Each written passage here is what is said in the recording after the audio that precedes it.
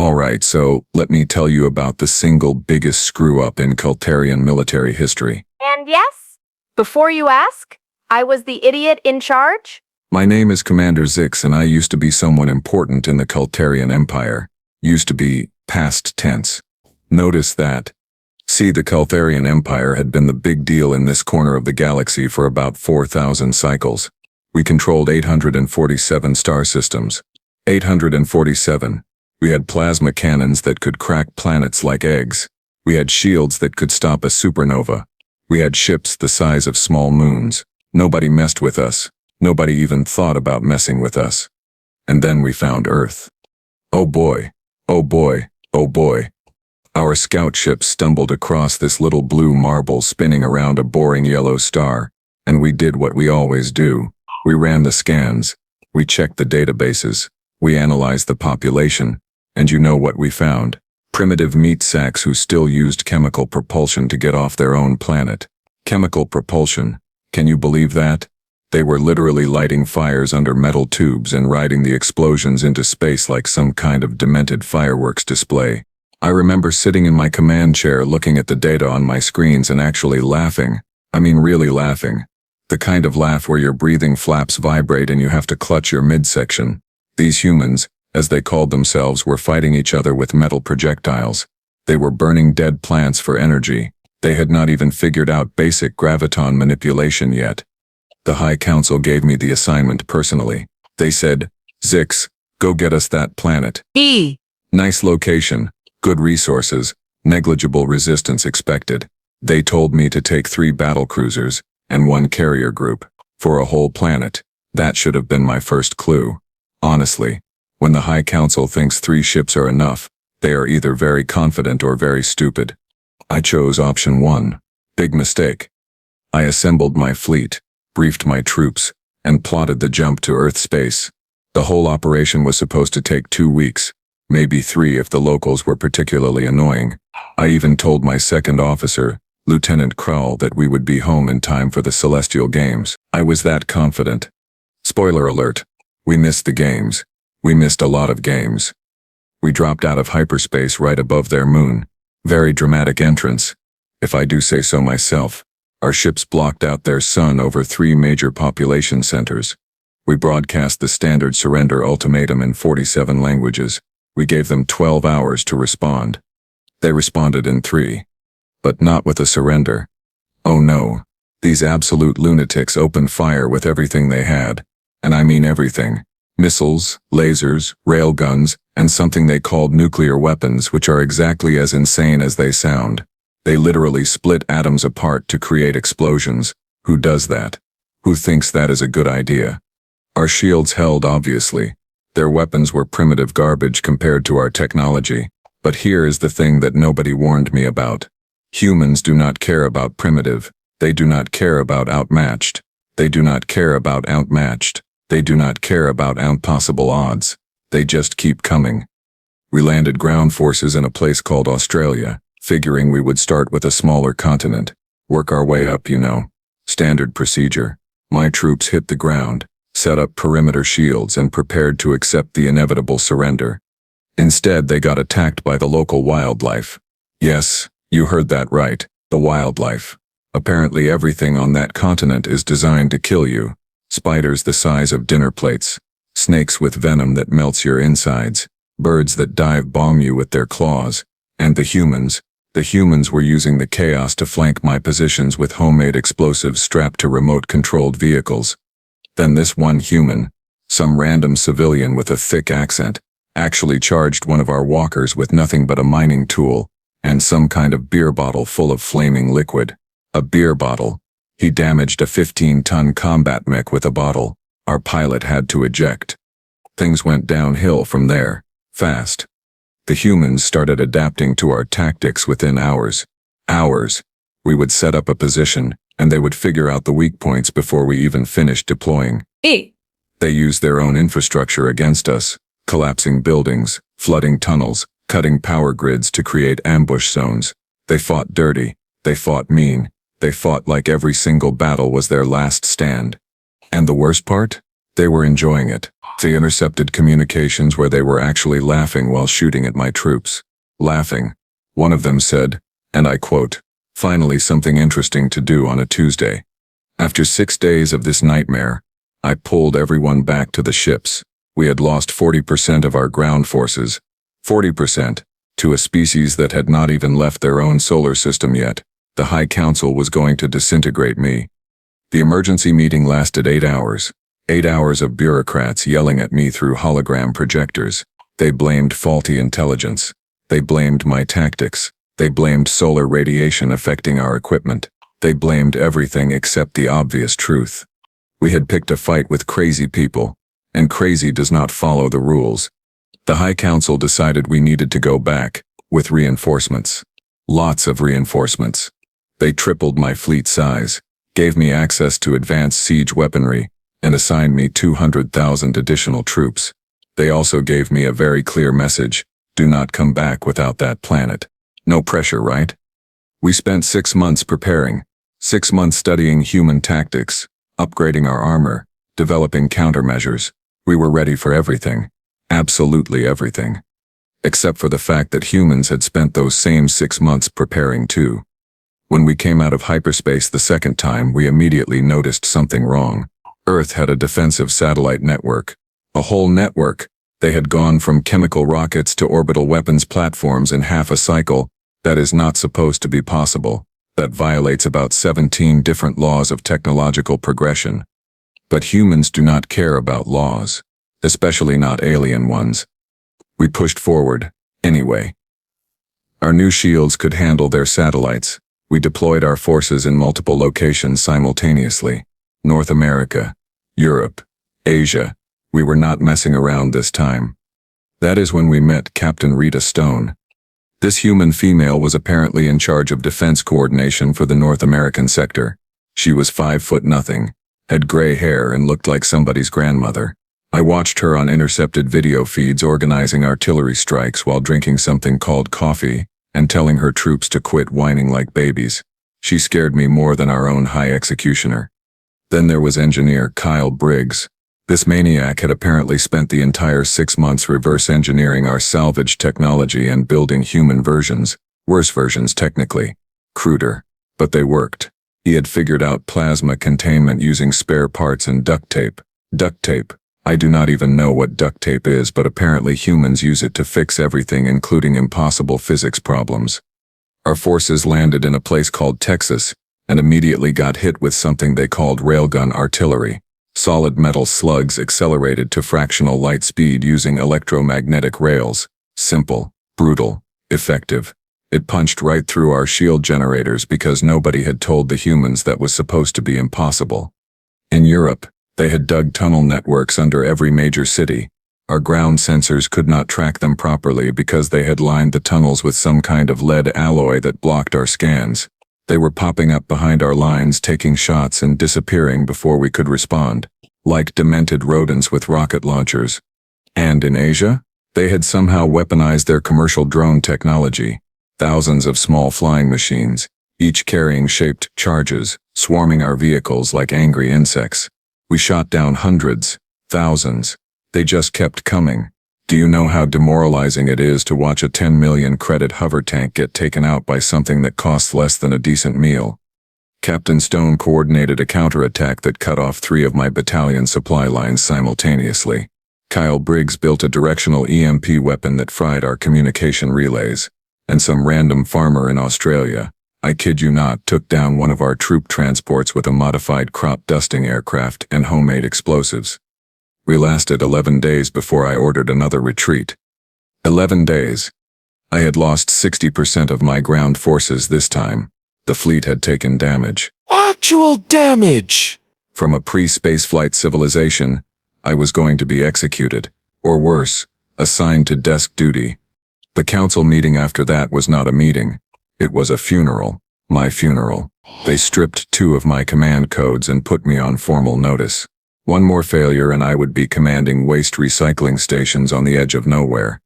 But they also approved a 3rd invasion, because apparently we are all idiots who cannot learn from mistakes. 3rd invasion? Hey! We brought the siege fleet, Fourth invasion. We brought experimental weapons. Fifth invasion. We brought prototype battle mechs that cost more than some planets. Each time, we came back bigger, heamer, More prepared. hard. And each time the humans were somehow ready for us. It became a pattern. A horrible, expensive, humiliating pattern. We would show up with new technology, new tactics, new strategies. The humans would get beaten back, take casualties, lose ground, and then right when we thought we had them, they would pull something out of nowhere that turned the whole thing upside down. During the third invasion, they had figured out energy shielding.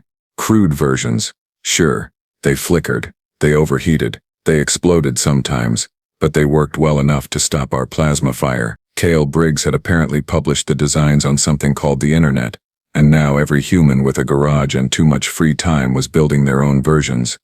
The fourth invasion introduced us to human space marines. Yes, they actually called them that. Captain Stone had trained specialized units in zero-gravity combat. They used magnetic boots, maneuvering thrusters made from fire extinguishers, and pure audacity to board our ships. Our ships. They cut through airlocks with welding torches and cleared hallways with shotguns and hand grenades. One of them carved surrender now into our hull plating with a plasma cutter just to be insulting. By the fifth invasion, they had battlesuits, powered exoskeletons that let them punch through our armor plating. I watched one human, some kid named Danny Park, rip the door off a troop carrier with his bare hands. Well, not bare hands, mechanically assisted hands, but still, he was laughing the whole time. He said it was better than his gym workout. The sixth invasion was when things got truly bizarre. The humans had started strapping rocket engines to everything. Buildings became mobile fortresses. Trains became troop transports that could hit 200 miles per hour. Some absolute madman in a place called Finland had turned a commercial passenger jet into a bomber using zip ties and determination. Zip ties. And they were getting creative with biology too. Captain Stone approved something called Project Angry Badger, which involved genetically enhancing Earth animals and releasing them in combat zones. I lost an entire platoon to enhanced wolves with titanium teeth. Titanium teeth. What kind of species does that? By Invasion 7, other alien species had started watching. The Threxian collective set up viewing stations at the edge of the solar system. They were selling tickets. Tickets. To watch us get humiliated repeatedly. The Morphid Union started a betting pool on how long each invasion would last. I heard we were 3-1 underdogs by invasion number 8. 3-1. Against a species that had been eating dirt and throwing rocks 2 cycles ago. Invasion 9 brought us face to face with human artificial intelligence. Kyle Briggs and his team had built combat drones controlled by learning algorithms. These things adapted mid-battle. They learned from our tactics in real time and adjusted. We had artificial intelligence too, of course. Very advanced AI. But ours followed rules and protocols. Human AI apparently learned sarcasm and trash talk. One of their drones told my lieutenant that his aim was worse than a blind Grethian. How does a machine even know what a Grethian is? It was during Invasion 10 that I finally understood what had happened. We had not been trying to conquer humanity. We had been training them. Every attack made them stronger. Every weapon we brought, they copied or countered. Every tactic we used, they learned and improved. We had spent 2 full cycles turning a primitive species into a military powerhouse. And we could not stop. The High Council would not let us stop.